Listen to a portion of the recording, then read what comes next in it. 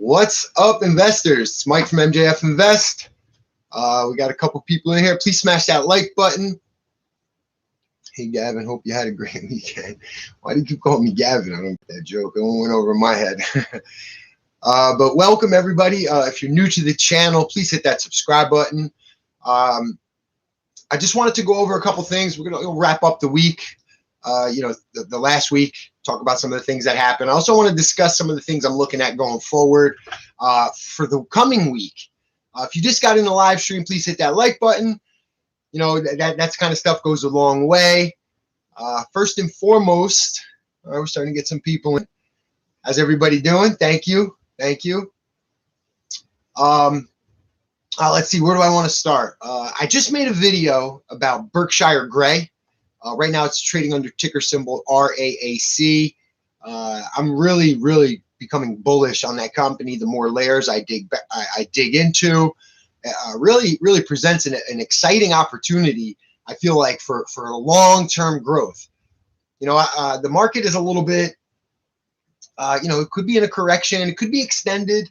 From the way everything looks, it appears like people are optimistic in the long term, but the next 30 days could be bumpy. I'm referring to a tweet I was just reading by Dave Friedberg, who is, he's on the All In podcast. He's in that group with Chamath. He was on the board of Google. He was also, he's a Metro Mile guy. Big fan of Dave Friedberg, really smart guy, intelligent, and he had said he's optimistic, 30 days from now. And that's kind of like the consensus that I'm getting from the people that I kind of listen to, and the guys that I kind of, guys and with the men and women that I respect and listen to. So that's basically the theme, that the next 30 days may be rough, a little bumpy, but optimistic and bullish afterwards. So that makes me feel optimistic. I know as investors we can get caught in the price today. What's happening right now? Oh my God, it's dipping. What's happening? And in reality, to keep that long-term perspective is really the only way to be successful. We always talk about the quotes, the Warren Buffett quotes. He has a million of them. It's just about being patient and discipline, knowing the companies and understanding the companies that you have. So when I say that RAAC is an exciting opportunity, I'm not saying that they may dip. I don't know. It's like, so if you buy it and they dip and they pull back to 11, 12, whatever, I don't want anybody to be upset. But over a long period of time, I'm really interested in the opportunity they present. So if you haven't seen that video, check it out. Just a couple of quick highlights. I'm really fascinated by their robotics as a service. Especially because they're in a huge total addressable market, which is their TAM. It's a big market. It's a $280 billion market. And then that robotics as a service is something I never really heard of. But it's good to see a business model that creates recurring revenue, especially in a big market. So that was something I thought to be really positive. They have hardware and software solutions, so they're asset light. So I think it's a really good opportunity long term. I'm excited about it. So if you haven't seen that video yet, check that one out. I released it last night. So I'm going to probably make more videos about that and cover it as things unfold and things unwind with the company, obviously, because it's a young company. And if I do get involved with it, it will be for the next 5 years, plus. That's how I would be viewing it. Also really attractive was the fact that they already have a strong client base. Blue chip clients like Walmart and Target are already doing business with Berkshire Grey. They're trying to keep up with Amazon, and Amazon is so innovative with the way that they use their technology. And a lot of it is with automation and Walmart and Target and some of these other e-commerce places are looking to fill that gap a little bit. I've read that 5% of warehouses, I believe, are automated currently, and that leaves a lot of room for growth in the short, near, and long term. So I love the opportunity. So really check that video out. A couple other topics I wanted to discuss. I wanted to go over some of my YOLO trades possibly that I could be considering at these levels if I feel the market was stable. I'm not going to go ahead and promote jumping right into YOLO trades quite yet, although I do anticipate this week to be a little better than last week. I think the stimulus news, along with Johnson & Johnson, the one-shot vaccine also was approved. I mean, I could see, being a short boost and then, back into a correction. But I'm going to watch closely before I, start jumping into a million different things. I also wanted to discuss a couple of habits and strategies for if you're a newer investor. Things, just a couple of things I wanted to note that really helped me, and maybe speed the learning curve up for you if you're new. I feel like overactivity, too much activity, could be sometimes bad. I look back at some of the trades I've made. I keep track of, with all my trades. I do a lot of writing, and if I can suggest that to especially new investors, getting in the habit of writing down your material, making little napkins, reasons not to sell, and having them readily available to you on days like that. Those kind of things. Like I'm looking at, if I had my pure storage napkin in front of me, I'd be reading all the reasons I'm bullish about this company while it's dipping, while the price is simultaneously dropping. And while I'm reading that, it makes me say, you know what, this is cheap. This is a great buying opportunity. That's the difference. If I'm not in that line of thinking or in that perspective, it can create panic. It can create panic. You could see your portfolio getting crushed like that, and you could create panic. But because of the writing, because of the information and the research and having it present in front of me, there's going to be no panic. I believe in the company long term. I'm extremely bullish. I'm really excited. So if you guys just got in the live stream, please hit that like button. It goes a long way with the algorithm. I really like to try to get some momentum here, get some eyes in here. It's Sunday afternoon, just a little conversation. I don't know if you want to call it, podcast, chit chat, whatever. And I'm going to go over my watch list. I have a few things that I wanted to talk about. And then I'm going to talk about some of the YOLO trades that I'm looking to get into today. If the market was stable or if there was a little bit more of a pullback, SOS is becoming enticing. A couple of weeks ago on my live streams, a lot of people were hyping that stock up, and it went from $3 to $7. I think it hit as high as $13 before coming all the way back down. It's under $4 right now. So, and they also had some good news during the week, which completely got overlooked. I know the concerns with that company. Sherwin, thank you for joining the live stream. Yo, thank you. Everybody, make sure you guys hit that like button. That stuff goes a long way. I really appreciate it. And if you're new to the channel, please subscribe. This is a channel that, it's about the information. It's about the research, fundamentals, but also with growth, not totally investing like a boomer or investing boring, but taking calculated risks. Using the information, using the DD to put the odds in our favor, to make some money. It's that simple. If that's the kind of channel you want to be a part of, that's constantly what I'm looking for. Low risk, high reward, and I want the odds. And I'm looking through all the information that I possibly can to get those odds in my favor and hunt those kind of trades down. So a little bit more about SOS. They went into more of a they're into blockchain. They're going into like cloud computing, cloud mining. And I know a lot of people were very excited about it. I did have some concerns because, it's hard sometimes for me to understand some of these Chinese companies.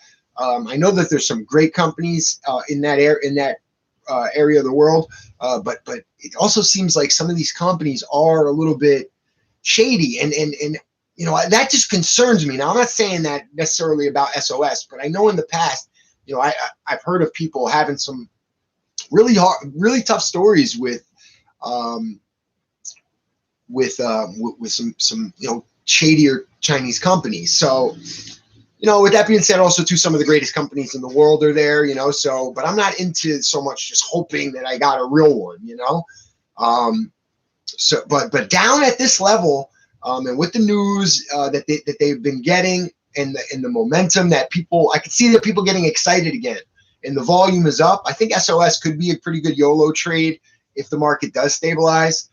If you guys have been watching me for a little bit, I wasn't a big fan of it at 8. I wasn't a big fan of it at 10. But down here at 3, I'm a pretty big fan of it. Hey, the young investor, Zachary, thank you for joining the live stream. I really appreciate it. Big fan of your work, man. Keep up the good work. If you guys aren't familiar, the young investor, Zachary makes YouTube videos. He's excellent at what he does. Not just for a kid, man, for anybody. He's very knowledgeable, kind of blow you away if you give him a shot. So make sure you guys go check him out. And thanks for stopping by, Zachary. I really appreciate it. Also, if you just got in the live stream, please hit that like button. And if you're new, hit the subscribe button. Talking about some of the YOLO trades possibly once the market stabilizes. And again, I can't stress that enough. And again, I'm an advocate of having a nice balanced portfolio. But I do like to dedicate, 2-3% of my portfolio to some YOLO trades. And when the market's, correcting or collapsing the way it is, you could get some really good deals. But again, tread lightly because, we don't necessarily know that things are straightened out quite yet. Although, like I mentioned earlier in the live stream, if you've just joined, I mentioned a tweet from Dave Friedberg that said he's optimistic, 30 days from now and on. So if we hit a little bit of a bumpy road in the month of March, a lot of the people that I listen to personally, again, and that I take advice from, and I respect what they say, people like Kathy Wood, people like Dave Friedberg, people that I know in my personal life, have all pretty much have the same outlook. They're bullish 30 days from now. So again, no panic selling, understanding what we hold, doing your DD, and having a nice balanced portfolio, but again, it's the YOLO trades. I can't get enough of them sometimes myself. Although, again, with caution. There was another company too that I was looking into that when the market stabilizes, I would consider for a YOLO trade, and that's ticker symbol BVXV. They present a really fascinating opportunity as a vaccine play for a couple of reasons. On their website, there's research from Zacks, okay? And this is why I wish I could share my screen so I could bring it up right now with you. And I'm working on that kind of stuff. Yes, Sherwin, BVXV. They have a drug in trial. It's in phase 3. It's in phase 3 of their trials. That's showing some promising data for flu vaccines, but it's for type A influenza and type B influenza, and they're calling it possibly a pandemic type. Okay, so the gist of it is the vaccine was created in 2008. Okay, and it's been tested on a few different influenzas that have manifested since then. Okay, so like there was a flu that came out of Australia in 2011 that M001 showed promising data with, right? There was another flu along the way that I was reading about as well. So they've had successful trials with 2 flus that weren't even created when the vaccine was created. So that's promising, and I'm thinking that there's going to be some data released pretty soon on COVID. Yes, it's now under $4. What put the stock on my radar initially was the fact that it's part of ARK Invest's Israeli fund, ticker, which is their ETF for Israel startups is not startups. There is Israel fund. It's an ETF dedicated to companies out of Israel, and that's ticker symbol IZRL. And I've been going through that ETF and analyzing some of the companies from it, and this is part of that. This is part of that that ETF. So you know, it's you know, I put it on my radar, and then once I started digging some layers back, it looked really good, and it's a promising drug. They have some other drugs in their pipeline, so I've been eyeing that one up, and that might be one of the first. I may take that one before SOS. Like if I get to pick one YOLO trade to make, it might be that one. So you know, I'm eyeing that one up. Definitely look into it. Looks really, really interesting. Again, part of our Invest Israel Fund, which is IZRL, and the ticker that I was just talking about was BVXV.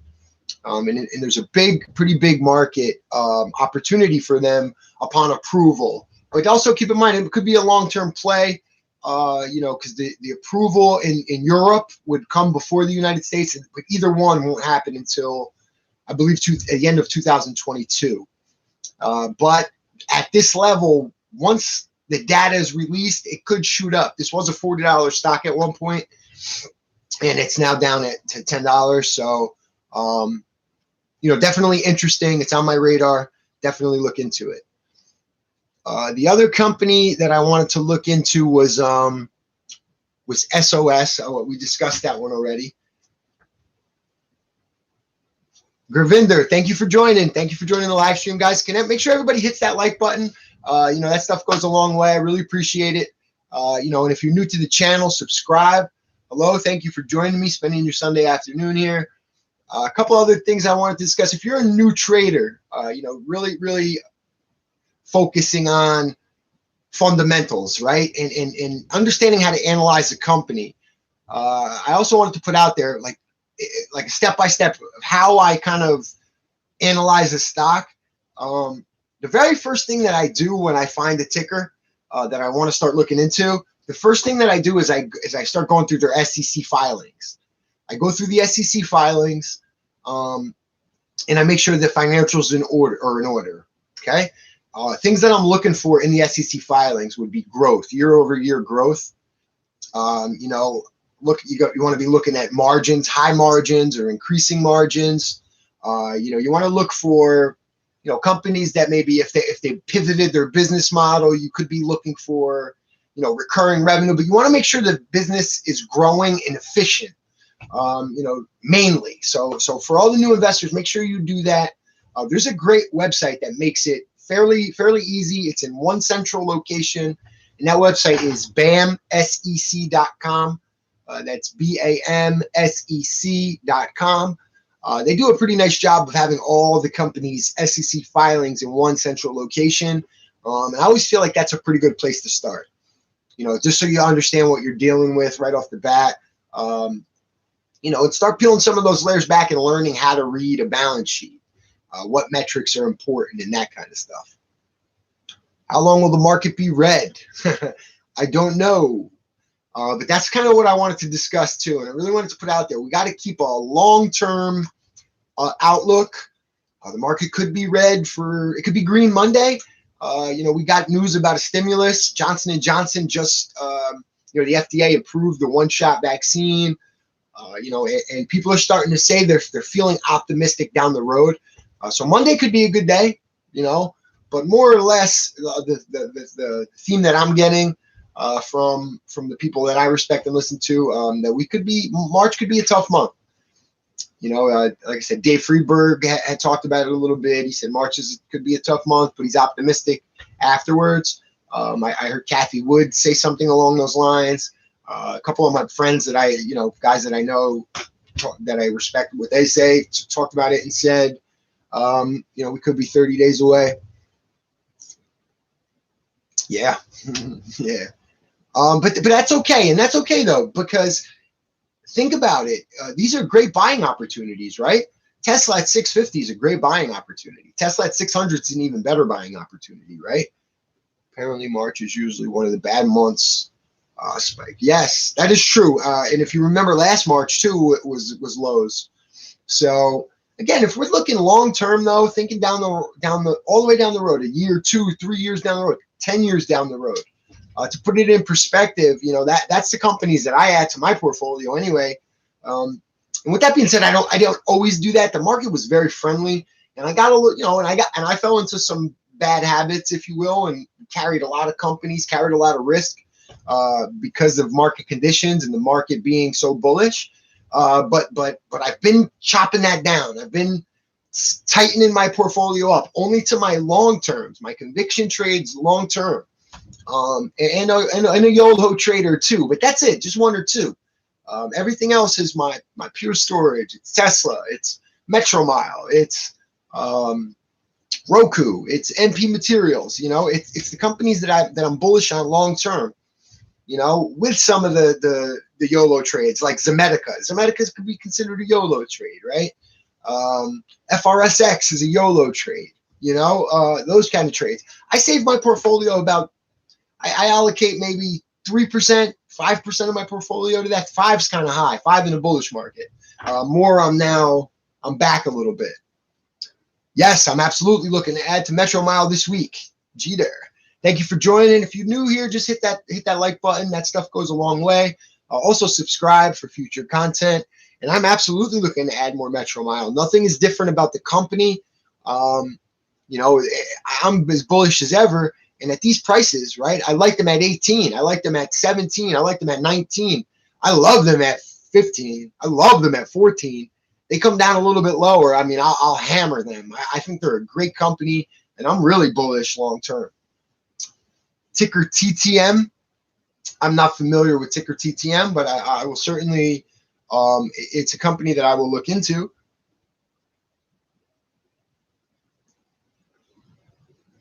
And that's the kind of audience that's the message that I really want to send to the audience.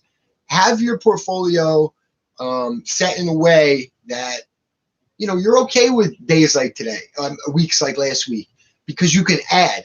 Those are great buying opportunities. If a stock is dipping and you're panicking and getting nervous, I don't think that company should really be in your portfolio to begin with. So that's the kind of investor I'm trying to become. Okay, now I'm a human being and I fall into it too. I just said I felt the market was very, very bullish the last 8 to 10 months, and I was getting crazy with it. Speculative this, speculative that.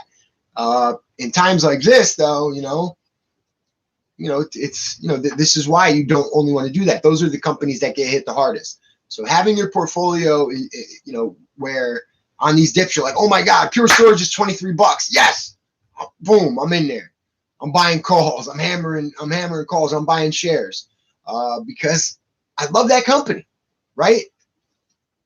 So that's the kind of investor I'm trying to become, and just to give a shout out to a YouTuber that I like and respect. His name is Dead Inside. That name alone, that's the truth, man. You got to keep your emotions out of this. You got to deal with what you know. That's a really smart name, that's a really smart philosophy. That's a good philosophy to build off of. Oh, did I get the chance to look into Humble? You know what? I started to look into it, but I didn't get deep enough to be able to really decide whether I like it or not. I definitely see what people are getting excited about. I like a lot of what I see. But I would like to. I need a few more questions. I'm looking for answers on a few more questions. But I'm not deep enough into that company to understand it all the way. Not yet, anyway. Pretty soon though, I'll be ready to talk to you about it. Yeah. What are some stocks you guys are looking at these levels, the prices that they're at? If you're considering long-term investing, 2025 and beyond, I mean, these prices could be, these are steals, right? So that's what we talk about. Not, you don't want your mortgage payment into these speculative stocks. You want to keep you want to keep yourself safe. You want to keep yourself protected. So keeping a long-term outlook is the best way to go about that. A couple other things. Chamath led a pipe on Lumen Technologies. I feel like somebody else mentioned this one to me. You're like the second person now that said that stock to me, and I really feel like that could be time to start looking into it. Let's see. Lumen Technologies. What is it that we like about Lumen? Like, what exactly, if you just drop a line or two, like, where's their moats? Like, what kind of market opportunity do they have? You know, the TAM. Those are also really important things. You know, another thing I wanted to discuss, if there's any new traders that are in here now or going to watch this later on, was how to pick some of it, how to pick some of these stocks, right? Like, I seen somebody say something to me along the lines of GSAT, ticker symbol GSAT, which is G Satellite. They said, oh, this stock is you know, it's a penny stock, and it's a smaller company than GILT, GILT. But indeed, that's actually the opposite. Even though GILT has a higher share price, GSAT had a bigger market cap. So that's really what you need to look at. Look at the market cap. So when you're trying to look at these speculative stocks that may fly, that may go off with news or go off on PR, you have to look at the market cap. Don't pay attention to the share price. Even stocks with higher share prices, with low market caps, they fly too. So, you know, what you're qualifying as a penny stock, you know, could be not exactly what you're thinking, right? So new investors, definitely keep an eye on that. That served me very well in the past. Those kind of strategies have served me very well in the past. You know, finding some of these stocks with low market caps but higher share prices. CenturyLink bought Level 3 Communications, and they were booming before being acquired. CenturyLink replaced their board management with Level 3s. They own thousands of miles of fiber optics. Okay, wow. You see, that's and that's obviously the total addressable market, the TAM on a company like that sounds like it would be growing, right? Every year, annually. So that could definitely be something that's something that I could be looking for, you know, like a innovation with a growing TAM in the future, something along those lines. So I'll definitely look into that company 100%. Thank you for the suggestion. And thank you for jotting that down. I appreciate it. A couple other things. Let's see. We went over BXVX, right? I'm going to go back to that stock for a second, BXVX, okay? And right now I just pulled up, let me see here. I just pulled up a Zacks research on their drug, M001, okay? BioNvax is developing the M001 vaccine, a synthetic peptide-based protein that targets both existing and future seasonal and pandemic strains of the influenza virus. The vaccine targets conserved regions of type A and type B influenza viruses, such that M001 could be considered a universal influenza vaccine capable of offering immunogenic protection against all strains of the influenza virus. So just that alone really started piquing my interest. So definitely, guys, look into that one and let me know. And I would love to know what you guys find, because the way I'm analyzing that company is I see a lot of value in that drug. And the fact that they're claiming that it could be a pandemic, a seasonal, you know, a pandemic vaccine, and have effect. So, you know, could you imagine if when data is released, if this vaccine had positive influence with COVID-19? I mean, this stock would be gigantic. It's a $50 million market cap. It's a tiny little company. So, you know, that's kind of something, you know, that's a YOLO trade that I'm looking to make. And if the market stabilizes this week, I'm going to probably jump in there. Multiple countries and doing more in cloud computing for enterprise businesses. Yes, absolutely. Now, I don't know if you how familiar you are with my channel, and I don't know how familiar you are with my work, but Pure Storage is a company I'm extremely bullish on. I have a playlist on my channel. It consists of about 5 videos. I'm probably going to make another one really soon where I cover the earnings that just happened. I'm crazy bullish on that company. Look into that one as well. It's a long-term stock and will be great. So you know, are you familiar with this company? Gunvinder. Are you familiar with that company? The company that I'm talking about, BVXV.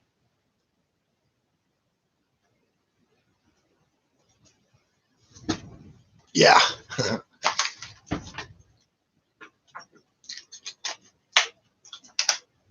Another alternative perspective. A couple things on my mind. I was thinking about Workhorse, right? And the opportunity that long-term investors could have there. After they missed they didn't get a piece of the USPS contract. And it caused a dramatic sell-off.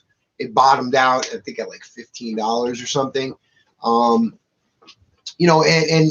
all along, when you're looking at Workhorse, you know that the value in Workhorse doesn't even come until probably 12 to 18 months down the road when the drone system comes. I think it's called Dragonfly or Horsefly or whatever it's called.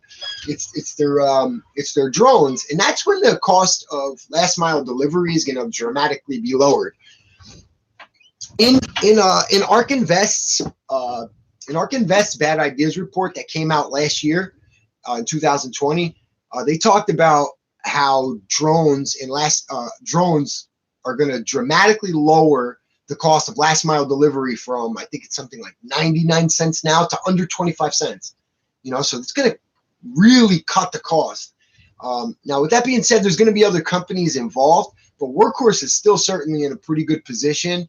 And they're the perfect example of why I'm always preaching long-term investing, right? Because, you're looking at a short-term catalyst and short-term catalyst only. This company never had big financials or big sales. It was basically pre-revenue. It's a startup in a sense. And it got jacked all the way up on hopes and dreams. And then those, that gets pulled away and then a bunch of people are holding it back. So that's why, they're the perfect example of why you need to be thinking long-term. If you're thinking long-term there and you were adding at, 11, 15, whatever, and even 20, whatever, and they dip back down to where they are now, I mean, this is still a good opportunity to add. I don't own Workhorse, and I didn't own them for that reason. That if I was going to invest in them, I wanted to get the contract out of the way, because if they didn't get it, I knew this was going to happen. Now I can actually start to really look into this company and say, do I want to hold this company 10 years, And, that's what you could be asking yourself. That's just an alternative perspective. I like Verizon for drones. They own a drone company and they have 5G antennas to run the drones. And they have been in talks with UPS to make their drones. Okay, well, that's more bad news for Workhorse. But that's what I'm saying. That's why I don't know. But I'm just saying though, like you can't just totally give up on them based on the contract. It's always got to be long-term outlook, always long-term outlook. But now that you're saying that would continue to make me feel bearish or push me to start feeling bearish. But I don't think it's totally over for Workhorse. I think that there's still a lot of value there long-term, and patience could pay off. Volatility is to be expected, right? I got into a conversation with somebody on Twitter. I think it was the kid Alex Cutler. I don't know if you guys ever. He was the kid who reported Lucid Motors and CCIV. He was one of the first kids that started talking about that, and he kind of blew up. But he tweeted something out yesterday about Robinhood, and he was like, "I'm going to short Robinhood when it IPOs." Like he had like a thing. He goes, "I think Robinhood's going to IPO soon." That was like his prediction. And he said he was going to short it. And I tweeted to him, and I don't know him personally, but he actually replied to what I said. And I said to him, I think that's a pretty bad idea. I think Robinhood, just to give you an alternative viewpoint. I know like Vlad came off really bad in that last, in the whole GameStop thing, right? But every other broker behaved the same way. They all did shady crap, all of them. So I don't know why, like, they're the only company that's taken the hit for this, right? But what Vlad showed me, he showed me that he can make tough decisions. He told me that he can make really tough decisions, right? They had a liquidity problem. They went through a round of funding. They raised insane money in like 36 hours. Insane amount of money in 36 hours, right? They have a huge opportunity as a digital market and an alternative to physical banking. You know, thank you for joining. They have a huge opportunity for physical banking, and it's really, really a good opportunity. And this guy was saying he was going to short it, and I was just like, whoa, man, that could be a really bad idea. This company, if you look at them as a digital wallet, that's a huge, growing total addressable market, right?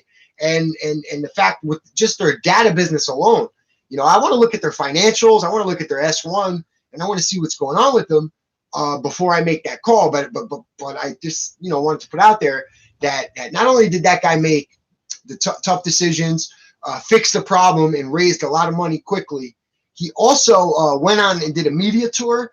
He went on every show, people that bashed him, and took it, which told me he could take the heat too. So in my opinion, I know that everybody was bashing him and saying this and that, but on the flip side of that, when you're as an investor, I'm not looking for a friend. I'm not looking for a nice guy or a good man or a good woman. I'm looking for a good leader, somebody who's going to do his best for that company and make sure that I get a good return on my investment.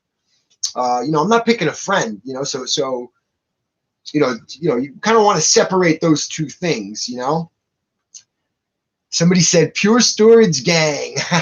What's up, man? Yeah, definitely. Big Pure Storage bull. Earnings last week were incredible.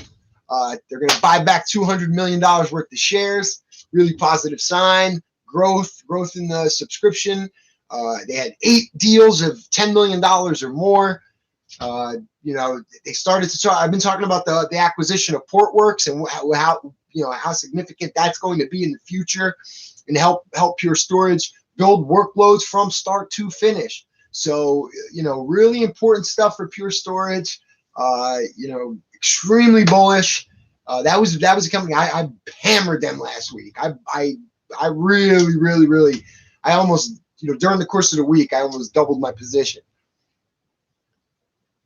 How do we play this week? Do we wait for Friday economic report to buy a sell-off, or start buying back from tomorrow?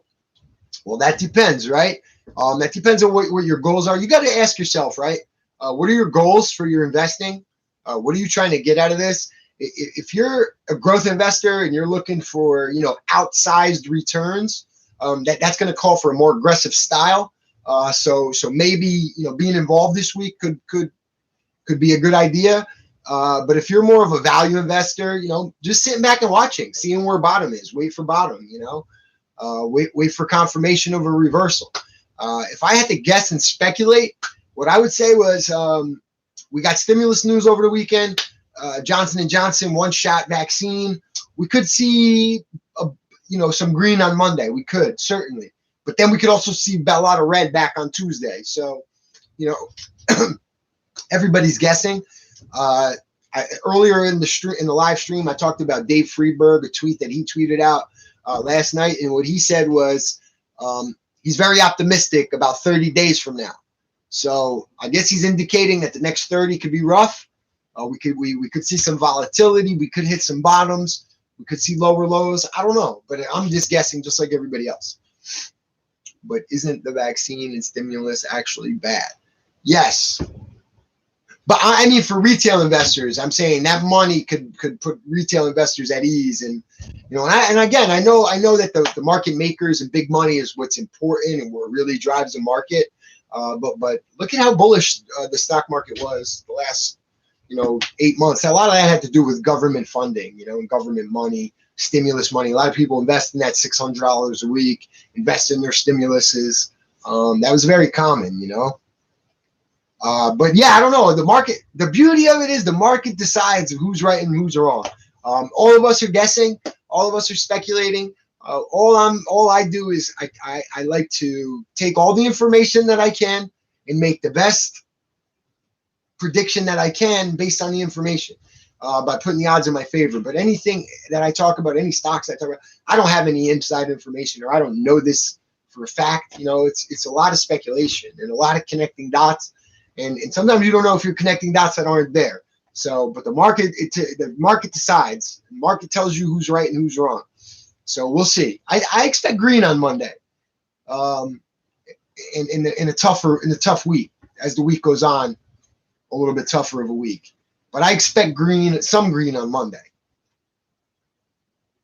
Exactly. Yeah, that's what I mean. Stimulus is good for, but now the problem that we're running into now, I don't know. Do people really understand what's going on with the economy exactly? I'm just going to give it a brief rundown and put it in layman's terms the best that I can. So what's going on is we printed money at massive rates. Okay, we literally printed 25% more money last year, right? Like we upped our total amount by 25%. So we've printed a crazy amount of money. So what's going on right now is when you look at these reports, if you look at like the M1, which is all the money in circulation, that's the M1, right? Now the M2 and M3 are like bank accounts and money that's in savings, that kind of stuff. In a way, it's not in circulation in the economy, but it's there. Those are at all-time highs. So we printed more money, and we haven't seen much inflation yet because that money is not in circulation. If that makes any sense. Once that money starts going into circulation, yes, it does. It's good for businesses, but that's going to drive the cost of goods up because there's so much more money than there was. We just printed money out of thin air, right? There's nothing actually concrete about this. It's not like really real. You know, we made it up. And what happens is then the money that's already out there, just like shares, it's just like a direct offering or a public offering. There's dilution, you know, the money that's out there now loses its value a little bit. So, you know, what's happening now is people are starting to forecast this money is from the M2 is going to start coming into the circulation and cause some inflation. I think March will be bearish due to everyone buying the strong dip last year in 2020. Now they are selling off due to better tax breaks, due to waiting over a year to sell. Definitely could be a part of it as well. I think that's a pretty good perspective, really interesting. And I think you might be right about that. I think that's definitely part of it. Why do people say with more inflation, higher interest rate, lower price of stocks? What's the relation between interest rate and stock prices? Can you please explain in a simple way? The interest rate and stock prices. Now, I'm not sure if I understand that like 100% myself. But from my understanding, interest rates have been fairly low for decades. You know, and I'm not sure if that has like a direct effect on securities, but of course, you know, securities, just like I was talking about with at the M1 report, meaning that the money that's in circulation, that the money is in saving accounts, some of that money in the M2 is in these securities, which could indicate inflated securities as well. So, you know, it's going to take some time and some stability, but that's why I'm really promoting think long term. You know, think, 10 years from now, you know, there's no way to time this like that. You know, nobody can really time this. After such a crazy run like we've just been on, a pullback is in order. So it could just be that simple. It could just be a simple market correction. It could totally just be that. Or it could be like we were just discussing, that there's a complete built-in, people are forecasting and crazy inflation because just look at the M2. The money, so much money was printed and it's not in circulation. It's in accounts and securities and bank accounts and being saved. And if you project a little bit, fast forward, that money is going to start being circulated. So inflation will be here, record inflation. If it all happens at once, we're talking about record inflation. I've been reading that there's like almost $2 trillion on the sidelines, just on the sidelines, man. Interest rates goes up, then bond yields go up. People move money from stocks to bonds. Yes, yeah, that's pretty much it too. But I don't see that being I don't know about that. But more or less, though, again, that's why I want everybody to, at least the guy people who watch me, I just want everybody to be at least informed of what's going on, paying attention to, what's happening, what catalysts are, and why this is happening. Like why all of a sudden everything was just so good 3 weeks ago. What's happening now? But and that's exactly what it is. So a lot of the market makers are moving money around and playing with stuff, and a lot of it is maybe possible fear of inflation because of the fact we printed so much money last year, and it's just being tucked away, and it could possibly be inflating some securities. But again, all speculation. I don't know. I'm just like you. I'm just a regular guy too, and I expect a pretty good year, man. Knowing that, I mean, there might be a little bit of a bumpy road, but things will work out, and the party will continue, I believe. After in Q2 particularly, I expect the year to be a good year. I expect 21 to be a pretty good year too. If you think about the technology and innovation, you start thinking about Wright's law and how more technology will lower the cost of goods and service and hopefully add money to the economy and create jobs, not take them away. So I'm optimistic overall, but again, just one guy. Seems, yes, Richard, good point, Richard Shepard. Thank you so much for saying that. Thank you for joining the live stream. If you just got here, please smash that like button. That stuff goes a long way. And subscribe if you're new to the channel. People have been panic selling because if you were taking notes, right, and you understood your company, the companies you added last week, right? Like you added. If you're listening to a YouTube guy and he's telling you to buy this ticker, buy that ticker, and you don't really know why, right? You don't know why, but it worked a few times. Like he told me to buy it and it went up. It went up. My man told me to buy it. It went up, right? And you keep doing that. All of a sudden, you're into a couple stocks that you don't really know about. They dip down 10%. You sell at a loss, and that's happening over and over and over again. And that's why that was part of the reason I kind of started my channel too.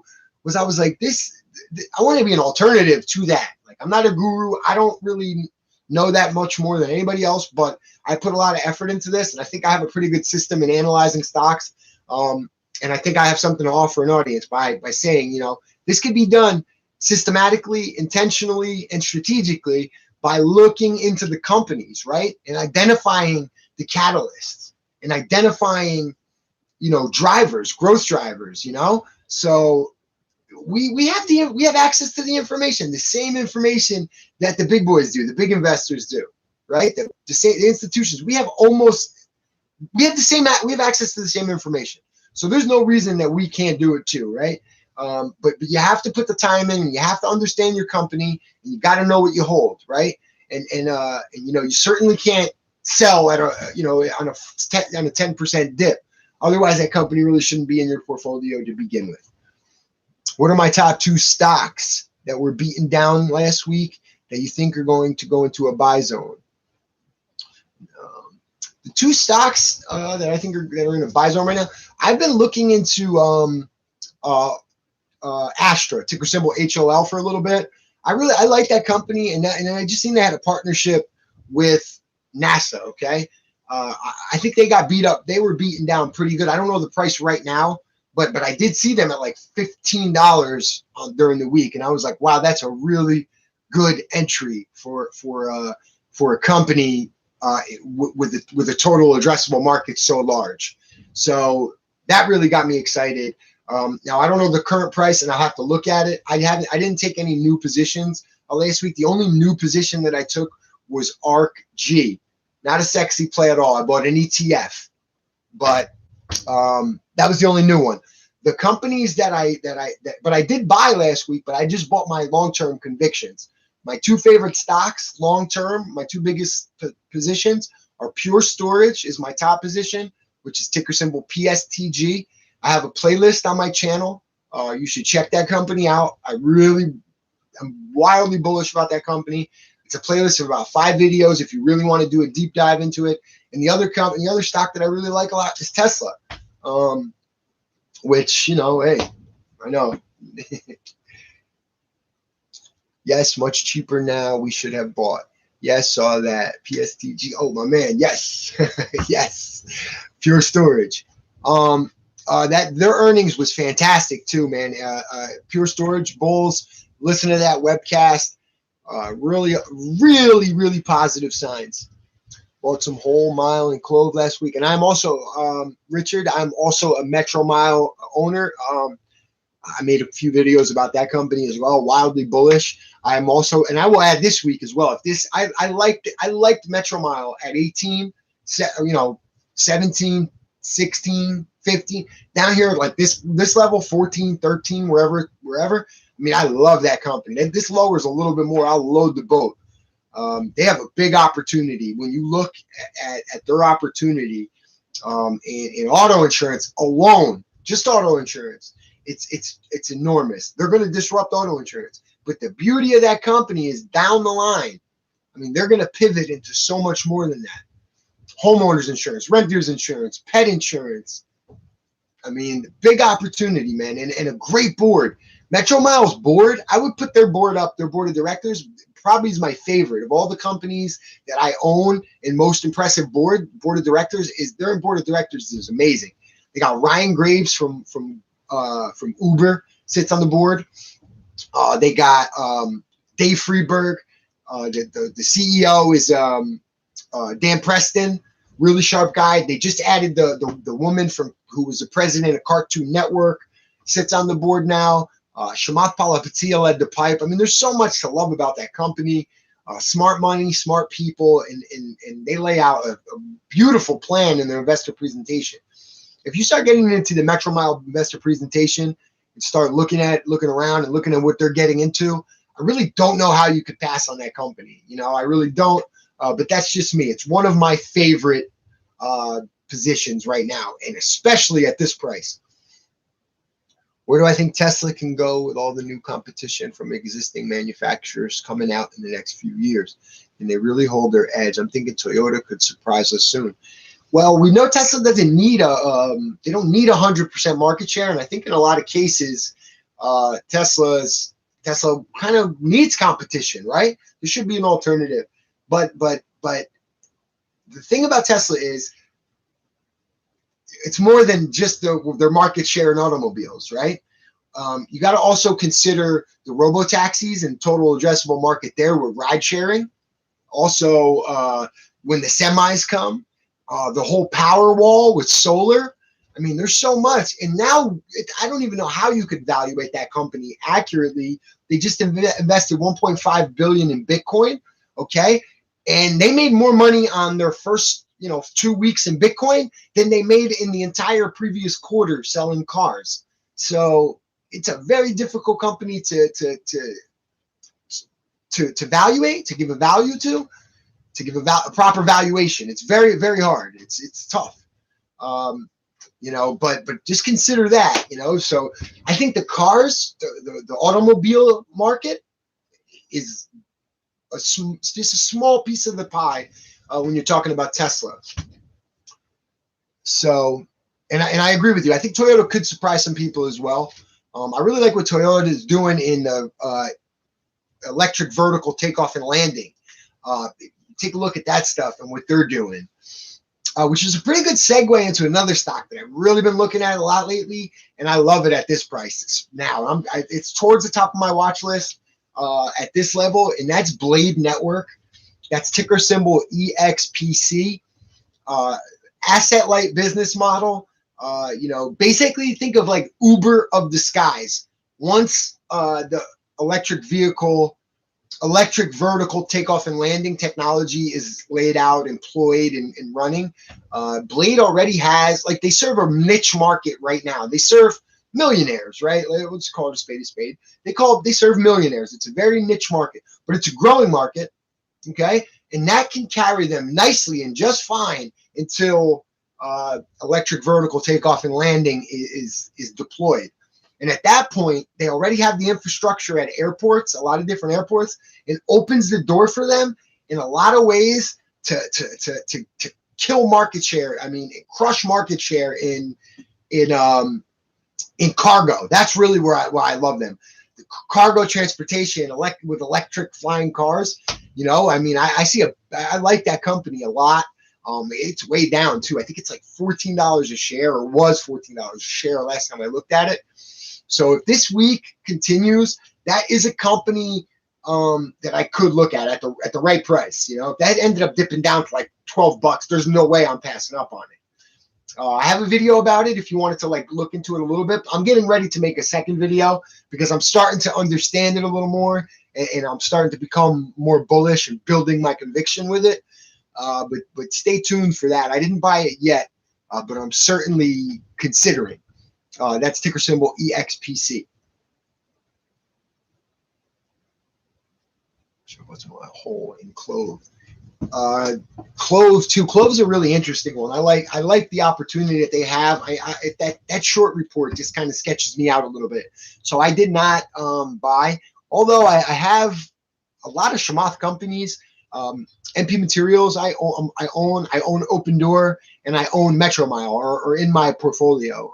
I own those stocks, and I just made a video yesterday about Berkshire Grey. I talked about it a little earlier on this live stream, so forgive me if you've been on the live stream since the beginning. Just a brief summary why I like them so much, but check that video out for a little bit more specific reasons. What I love about Berkshire Grey is that they're in a $280 billion total addressable market, and they've laid out this robotics as a service. It's like basically leasing, like a leasing program, if you will, which creates a recurring revenue in a massive market, which is genius, right? And the fact that it's asset light would indicate, now, and I haven't looked at the financials, but since it's asset light, you know, because it's hardware and software, I would assume that they have high margins. I can't wait to look at like their like some of their financials, you know, and I probably won't get to look at that until post merger, which will be, I believe, in Q2 of this year. So Blade Network is really, really fascinating. What are my thoughts on PSTH? It's Ackman SPAC.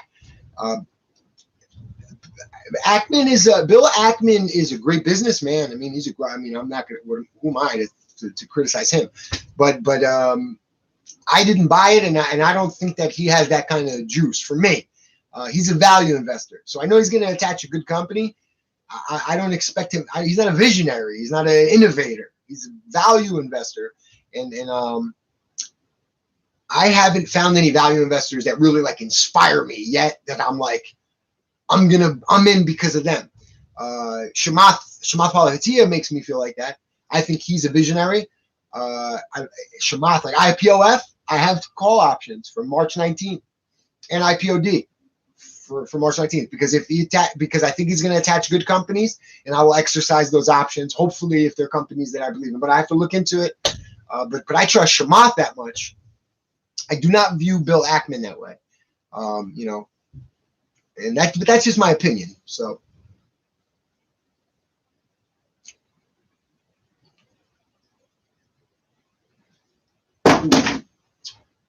If you guys are still here, thank you so much too for spending your Saturday afternoon with me. I'm probably going to wrap it up in about 10 minutes, 15 minutes. No problem. But that doesn't mean it. We don't even know what Bill Ackman's SPAC is going to be yet. He hasn't announced. He hasn't announced a company, a target. But if you look at him, I would expect it to be, you know, a value, a deep value. You know, that's going to take long. I certainly wouldn't bet $30 a share.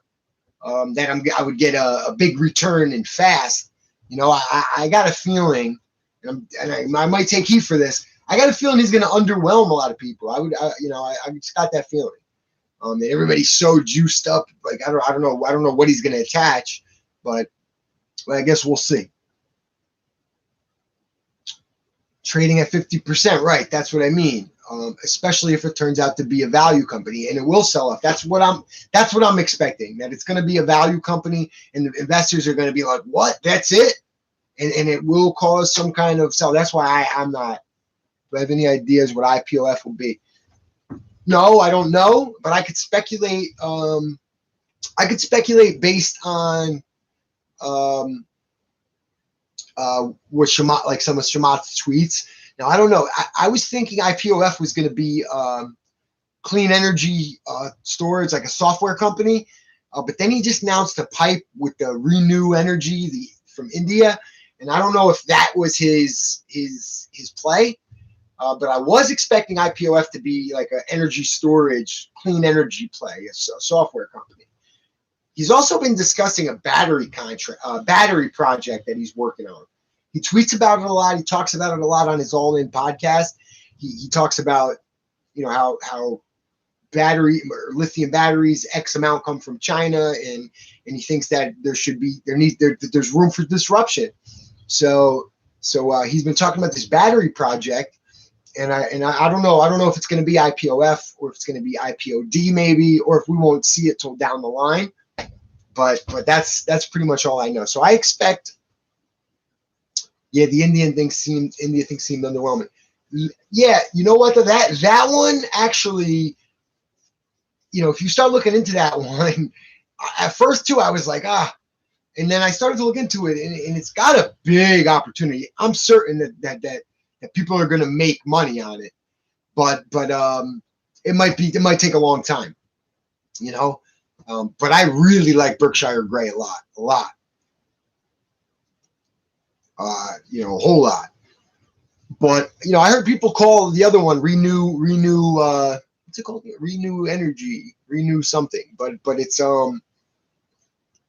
But I heard people call that one a possible unicorn. So we'll see. We'll see. Yes, agree 100%. Thank you. Let's see. What's another fun topic we could talk about real quick? We talked about Vlad making tough decisions, right? With Robinhood. I'll be looking at that. Coinbase is another one. They're doing a direct listing. That's a really interesting company. At the right price, that could also be good. That could be a good one to get into. I was looking into Roblox too. Roblox looks like a interesting investment. I'm not saying I would add it, but it looks interesting. I like what they're doing. They delayed their IPO just recently. Another company too that I'm really fascinated in as a long-term opportunity. I've been watching it for a little while. I made one video about it right before it IPO'd, going through the S1 filing. That's Airbnb. I like that company a lot. I've been looking into it. Yes, I agree. Roblox will take off. I was looking into it, and then it kind of got, a little bit out of my fair value range. So I always say, if you don't get what you want, stay away. You got to be stern with that. I think the one kid puts it good. The kid on YouTube, he's a young guy. He's pretty good. He's the Zip Trader. He says, trade like a spoiled brat. And that's the way. That's right. He's right about that, man. He's definitely right about that. So if you don't get what you want, you stay away. So Airbnb was a perfect example. I analyzed the company. I analyzed their S1 before they IPO'd. I really liked it. I really liked what I saw. I did a video on it. I wanted to get involved. I wanted to buy it, but it just got too high for me. I said, too rich for my blood. But it's been at the top of my watch list. I watch it and I look and I follow it. But more and more, I've been looking at it. And that's a really, really interesting company too, as a long-term opportunity, Airbnb. And if for some reason, I could get that, down a little bit, I would love to get that.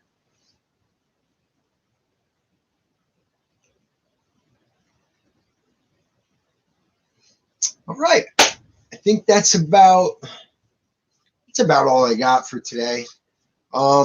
I had a good time. Thank you so much for joining the live stream. This week, guys, make sure you're careful. Keep an eye on stuff. Don't panic sell. Understand your companies. If you're a new trader, take notes, write stuff down. Keep your notes available so you understand everything that you own. Call them whatever you want to call them. Call them napkins or notes or whatever it is, and you write down. Thank you. And you write down all the reasons why you won't sell your company, your highlights. Where are their moats, right? Write down their total addressable market. Write down your 2 or 3 favorite things about the company. And on days like last week or weeks like last week, you have that available. You look at that and you start to tell yourself, wait a minute, panic sell? No way. It's the same company. It's market conditions. I'm adding, and filling our portfolios with companies like that. So, that's the kind of investor I want to be. That's the kind of investor that I would like to influence. Thanks for the stream. Jersey Boys making money. You recognize the shirt. That's right. Again, thank you guys for the support. Thank you for joining the live stream. Look forward. I'll be having more content come out either later tonight or tomorrow. Remember, I'm not a financial advisor. This is not financial advice, but I like making content. I do a lot of research about this stuff, and I like to share it with the audience. So thank you for your time. Don't forget to like and subscribe. Let's talk stocks in the comments section, and I'll see you guys next time.